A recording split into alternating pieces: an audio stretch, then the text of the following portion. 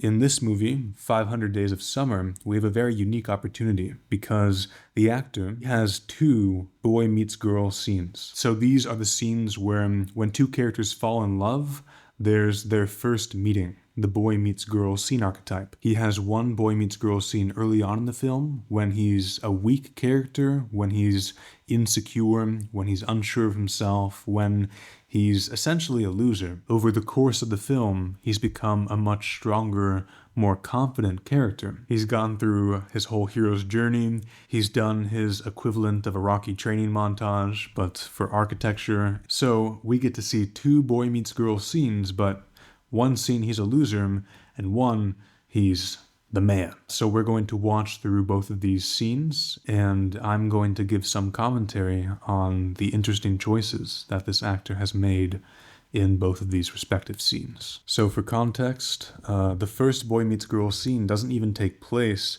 until 4 days after he's met her. This is day 1, the first time Joseph meets the girl, and he's not going to say anything. And it's only until day 4, that's when the boy meets girl scene takes place. So it's not the first time they see each other that he talks to her. Make note, it's 4 days after. He didn't take the initiative. So I'm about to play this scene, and before we even start, there's some interesting choices. One, he's on his phone. So he's chosen, or the director has chosen, or someone's made a conscious decision, but basically Joseph is occupied. He's not present in the moment, in the world around him. He's distracted. He's listening to his music. He's in his own little world. He's not there present. When she walks up to him, he's not there right away. He's in his head. He's listening to his music. He's doing his own thing. And that's going to come across as less confident because he's in his own world.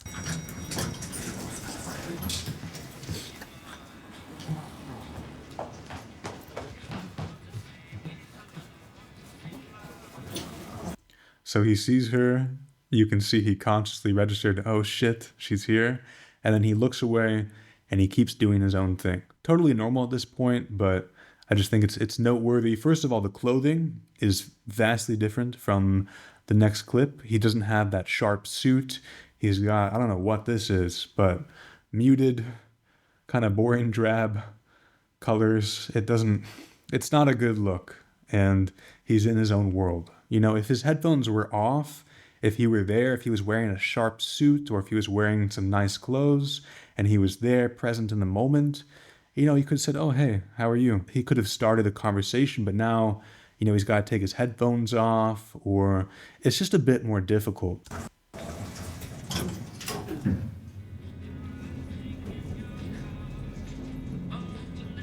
He's like actively avoiding eye contact, which makes him seem a bit, insecure. He's avoiding her. Smith? That's interesting. He doesn't have the strength and assurance in his voice to say, hi, how are you? Instead, it's like, hi. He made a hand motion. He didn't use his voice. So it's kind of it's a half hi, right? It comes across as a bit timid. It's not as strong as we'll see in the next clip where he's going to use his voice and he's not afraid to speak. He just says what's on his mind.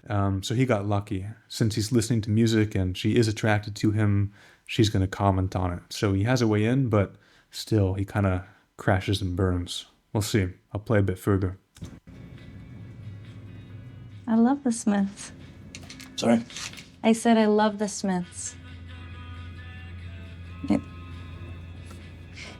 I think normally, you know, if he was socially adept, he would have responded by now. He would have been, oh yeah, you know, I've got a playlist. I listen to them all the time, or something. He would have responded a bit earlier, but it's a bit of a long pause. There's a long silence here. I think more than you would do if you were fully socially calibrated. And I think also it's partly because, you know, he's been listening to music. He's in his own world. He's not, you know, totally prepared for, you know, human-on-human interaction. I think he was kind of in his own world, not ready to be in a conversation at that moment. So again, if he hadn't had the headphones, if he'd been wearing, I think, better clothes, his hair is also not done. It looks like he could have just gotten out of bed like that. I think he would have been in a better position to talk to her. You have good taste in music. Like the Smiths. Yeah. To die by your side is such a heavenly way to die. I love him.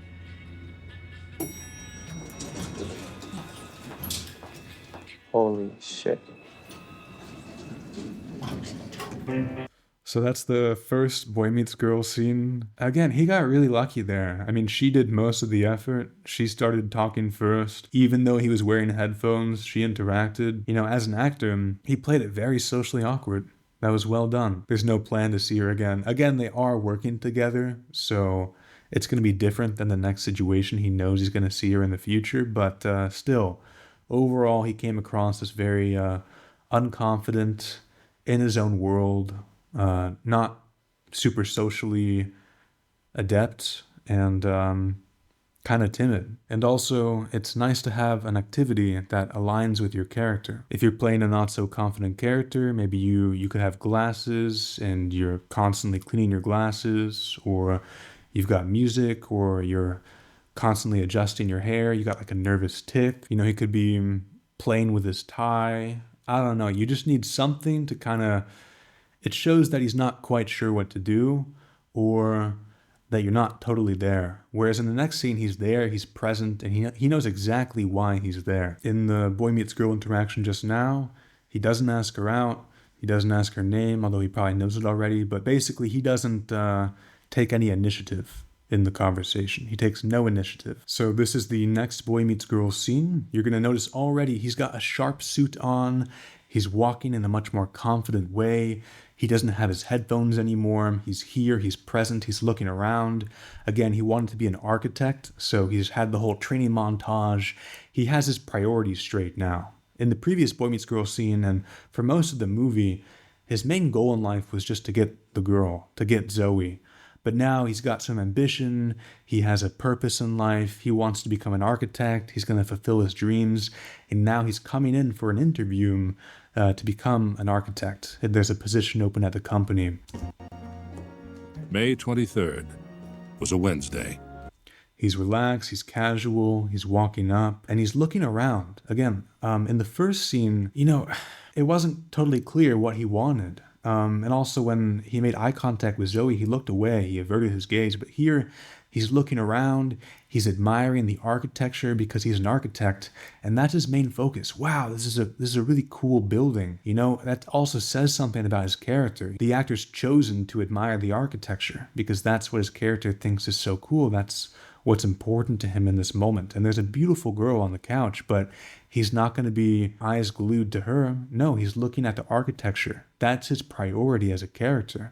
This job is the priority, not falling in love, which is it's a nice perk. It's great. It's great to fall in love, but at the end of the day, his priority here is to become an architect. So that's going to be shown through his actions and his demeanor throughout this scene. He's looking around at the architecture, and then he sees the girl.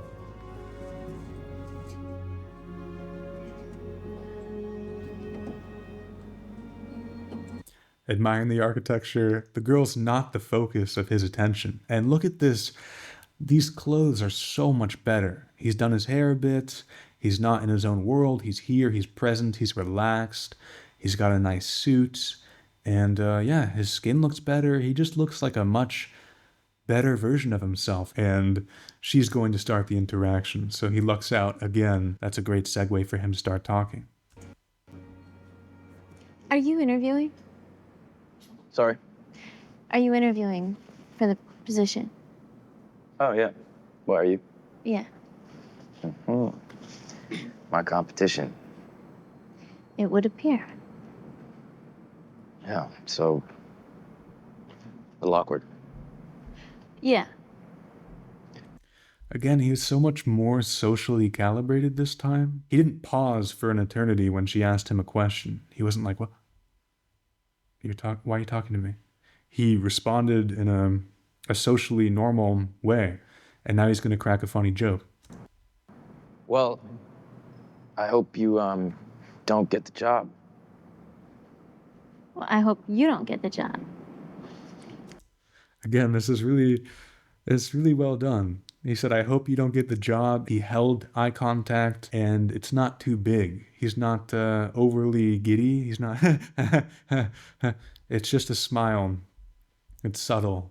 And yeah, it's him first. It's not, oh, you're so beautiful. Oh, well, you can get the job. I'll go somewhere else. No, I mean, that's a ludicrous thing to say, but, some guys kind of think that way. He's putting himself first now, and that's a very attractive thing. Have I seen you before? Me? I don't think so. Do you ever go to Angeles Plaza? Yes. That's like my favorite spot in the city. Again, he's just behaving in a really socially calibrated way. He's holding her gaze. I think he's doing a great job with eye contact. He's not coming across as timid. He's not darting away this time. In the previous scene, she talked to him and he looked away. He was avoiding her eye contact. Here, he's perfectly fine holding eye contact. It's a much more confident choice as an actor. It feels totally different. Lots, but Yeah, I agree. yeah, I think I've seen you there. Really? Yeah. I haven't seen you. You must not have been looking. If Tom had learned anything, it was that you can't ascribe great cosmic significance to a simple earthly event. Coincidence. That's all anything ever is. Nothing more than coincidence. Tom Hansen, Yeah. come on back. Thank you. Tom had finally learned there are no miracles. There's no such thing as fate. Nothing is meant to be. He knew.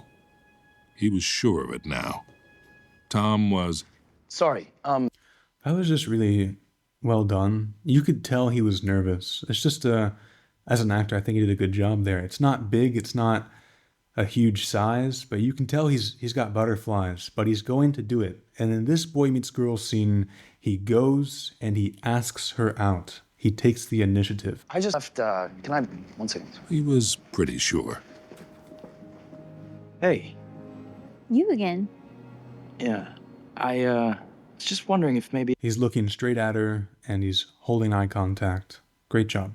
after this, if you want to get some coffee or something. I'm sorry, I'm sort of supposed to meet someone after this. Okay. So it's a super small reaction. He gets turned down and he goes, oh, okay. And then he's going to move on because if it were a big reaction, he'd come across as the much weaker character from before. Oh, okay, really? Okay. Okay, it's fine. Yeah, see you.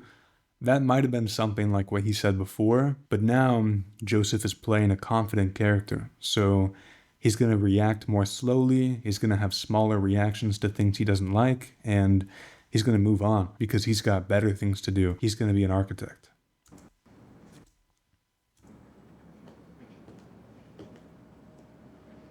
And he moved on. Sure. What's that? Why not? Okay, well then I'll just, I'll wait for you. We'll figure it out. We'll figure it out. My name's Tom. Nice to meet you. I'm Autumn. Shakes her hand, and you can tell that they're still holding hands. So it's not a quick handshake in and out. It's a handshake with a firm grip, and then he holds it, and he'll probably hold it until she lets go. So he's not afraid of touch, of contact. And that's the end of the scene. But again, two totally different characters. Some of the takeaways here: be very intentional about the clothes you wear and the activity you have, and also your level of presence in the room. In the first scene, he's not in the room. He's in his own head, in his world, with his music. Whereas in this scene, he's there, he's in the moment, and his whole mindset is different. And you saw that the way the actor played it. He wants to be an architect. He's admiring the architecture. He's got things to do. He's got a mission in life. And the actor is showing that through the way he's moving about the space in the scene. Whereas before, in all the scenes in the office, it's not really clear what he wants out of life. It seems like it's just the girl Zoe. So he's totally changed. And in the second scene, I think one of the interesting things was eye contact. That was totally different from the first scene. And he also just moved in a much more relaxed way, and he took the initiative. But the biggest thing for me was the eye contact.